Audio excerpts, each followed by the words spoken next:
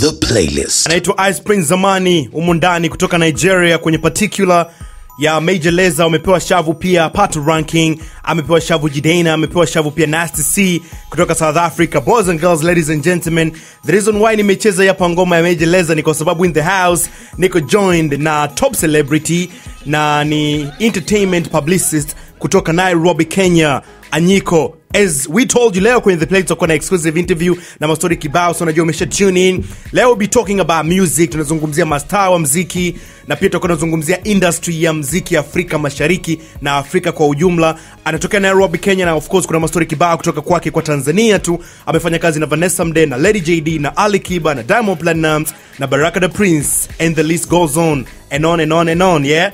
So yes, boys and girls, ladies and gentlemen, particular ya Major Lazor ni group moja kubwa sana la muziki duniani. Umundani pia kasikika Nasty C ni mkubwa sana. Then amesikika Ice Prince Zamani mkubwa sana, ni mshindi wa tuzo ya BET mwaka 2013 Marekani, Best International African Act. And then again amesikika Jidaina, you all know Jidaina ni nani and stuff like that. So ANYIKO anafanya kazi na Major Lazor. Yes man. Damn. How cool is that? How dope is that? How sick is that?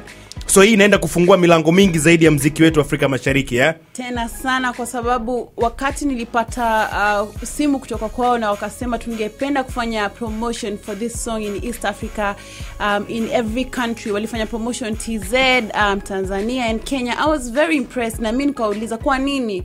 Ndio ile kwa sababu tunawapenda Africans, we love East Africa, tunapenda hiyo vibe, it's inspiring. Wakasema kupaka ile album walizindua latest EP, it was inspired by sounds from East Africa and Africa. Okay. So actually wana plans za kuja Africa na East Africa next year kufanya a serious tour, and si tour mwakani Major Lazor anakuja Afrika Mashariki 2018. Oh, alafu yeah? si tour tu kule kuperform, but kule ku meet artists, ku collaborate na wao. Wako very interested in this sound, lakini mimi kama publicist nilikuwa so proud kufikiria that wanatujali hivyo. Yeah. You know those international artists, they know tunawasikia like kwa wajali ati kufanya promo and stuff, but like it's a good song also because it has African artists. So yeah, actually it's perfect. I like that. Umeniambia hapa walikupigia simu, walikugusa. Unajua kwa kawaida ni kama the other way around. It's yeah, like kama wewe ndio ungebidi watafute. Lakini true. This time ni wao ndio wamekutafuta.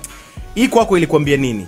Iliniambia kwamba hata international artists wakiwa pale nje wanatuona kwa ile hustle yetu yenye tunaifanya hapa Kenya, hapa Tanzania, Uganda, Rwanda, Bujumbura, yani tu hiyo East African hustle. Kuna vile unaonekana hata kama ni international, but before pia nishakutana na Washifaya, mmoja wa Major Lazor. Alikuwa amekuja Kenya earlier on in the year, alikuwa anafanya kushoot documentary yake mwenyewe. Anasema anajaribu kufind the African sound, inaitwa Finding Africa. Kwa hivyo documentary itatoka later. So tulikutana naye Kenya kwa sababu pia nilipigiwa simu tena na publicist wake, nikaambiwa tumesikia wewe ndio publicist mkali East Africa Kenya, ungependa kutusaidia kufanya media tour ya Walshi. Although it wasn't a media tour kufanya interview, lakini kutana na wale watu important kwenye industry, producers ambao wameproduce some legendary songs. Mtu kama Musiokame aliproduce kina Nonini, you know those people. Sasa alafu pia Sauti Sol alikuwa anataka kukutana nao kwa sababu ya nyimbo yao Live and Die in Africa. Alikuwa anasema the message is so strong. Ina connect naye, alikuwa kusema anataka kuamita vijana nijue walifikiria nini kuimba nyimbo kama hii. So that's the first time I met Washifaya of Major Lazor, na tukafanya kazi vizuri, akafurahia, and obviously you know you always talk like maybe you can do something else later. Then tena tukakutana naye Nigeria wakati nilikuwa katika Gidi Festival. Then now nikafurahia kusikia kwamba actually wanataka kuwork na mimi na my company. It's been really nice. Tumefurahia sana, and I hope that I can get a chance to do more projects na Major Lazor na wasanii wengine hapa nje. I like that. Sawa. Before tujienda na mastori mengi sana, a little bit kwa wale watu ambao wanaweza kawa hawajakusanukia sana, ANYIKO ni nani? A little bit. Okay, ANYIKO Owoko is a lady from Kenya, Nairobi, cool, funky, because watu wengi wakikutana na mimi wasema oh, you're young, ama nilikuwa fikira ni mama mkubwa sana. Bado mimi ni mkubwa lakini sijakuwa mama mzee, okay? So like mimi ni media personality and publicist. Nilianza career yangu kwenye radio. I used to work at BBC Nairobi Bureau. So kutoka hapo nikapata kazi KBC, which is the Kenya Broadcasting Corporation, yani national broadcaster. Nilikuwa na host show entertainment, ilikuwa into a Grapevine. So it was a weekly show nayo ilikuwa inafanya entertainment, concerts, features, events. Yani it's Kenya's longest running entertainment show. Kwa hivyo kama ungetaka kujua nini happened Kenya, what happened over the weekend, ilikuwa tu Grapevine. You can see actually the tagline of the show was, if you didn't see it on Grapevine, it probably never happened. So kwenye hiyo show nilifanya kazi hapo kwa miaka 7. Na nikiwa nikifanya kazi kwenye Grapevine niliweza kufahamu the things that are happening in the industry. Niliweza kukutana na wasanii wengi. Niliweza kujua ni kama kuna kitu ina miss kwenye industry. Ni kama wasanii wanakuja, they are very good and but they don't know how to create a brand. Ni kama hawafahamu ya kwamba huwezi kuja interview umechelewa, huwezi kuja interview umelewa, you know, those kind of things. So nikiwa nikifanya hiyo show ndio nikaanza kuona vile wasanii wanajibeba, na ndio nikaanza nikafikiria labda I can actually start a career as a publicist. Naweza anza kuwa represent. Sababu they have fans, nyimbo zao nzuri, lakini vile wanajibeba hawata last kwenye industry. Brand, yeah, so hapo ndio nikaanza kuanza kufanya kazi ya kuwa publicist. Then Sauti Sol walikuwa marafiki wangu na walikuwa nasema, okay, you're a friend, you can write well, now you can communicate well. It's like sasa tuna hustle, tunaanza, lakini watu watuelewi. Kwa hivyo labda wanaweza kupigia simu ama tunaweza kuambia ask ANYIKO. So ilianza hivyo, and it was like 5 years tukiwa tunafanya kazi pamoja, hata tuko tumetambua ni kazi gani ambayo nafanya. So after about 5 years tulikaa chini ndio tukasema, okay, what is it that you do for us? Ni kama communication, lakini tunaweza tukakuitaje? Ndio tukasema publicist. Kwa sababu up to that point mimi sikuwa namfahamu any other publicist. Sikuwa nishamsikia any other publicist, ama hatukuwahi sikia mtu kama publicist ambaye anaweza kusaidia artist ku build brand, ama anaweza kuwa na build relations for the artist with the media. So hapo ndio jina ikatokezea, alafu sasa ikakuwa hata for the media kunaelezea, okay, this is our publicist. So hapo ndio hiyo brand ya publicist ikatoka. Na baada ya miaka 10 na Sauti Sol, pia nika branch from Sauti Sol kuanza my own business, kuanza my own agency, ili niweze kufanya kazi na artists wengine. Kwa sababu kila mtu ameona what I did with Sauti Sol, but my question and what I want to show people is what else can I do? Na pia mimi najua I can do more for other artists, because in my heart ningependa kuona other big brands like Sauti Sol get out into the world and Africa, because East Africa has so much to offer, you know. Kuna vitu vingi sana East Africa inaweza ikatoa. I like that. Sawa. Umeniambia umefanya kazi na Sauti Sol, hapo umeniambia KBC na BBC and stuff like that. Sawa. Mpaka ukaja ukafanya hiyo kuanzisha kampuni yako ya PR. Na ndio sababu ile kufanya mpaka sasa hivi haufanyi kazi tena na media zingine Kenya, unasimama mwenyewe kama mwenyewe? Well, nafanya kazi na media zingine Kenya. Actually huwa naandika for gazeti inaitwa Daily Nation. But sasa kama nafanya kazi na media nafanya freelance, lakini tena sifanyi sana na wao kwa sababu so many times niko busy na clients wangu, na niko busy kwenye entertainment industry, niko busy nikiwa na release mangoma. So sifanyi kuwa kwa TV, lakini watu wengi hata Kenya wananiuliza, kwani uliacha journalism? Uli give up kuwa journalist? But si hivyo, kwa sababu you can never give up to be a journalist, because hata ukiwa publicist it's like journalism. Ni maisha yale. Kama wewe ni publicist unaandika press releases and stuff, huwezi kuwa a good publicist if you're actually not a good journalist.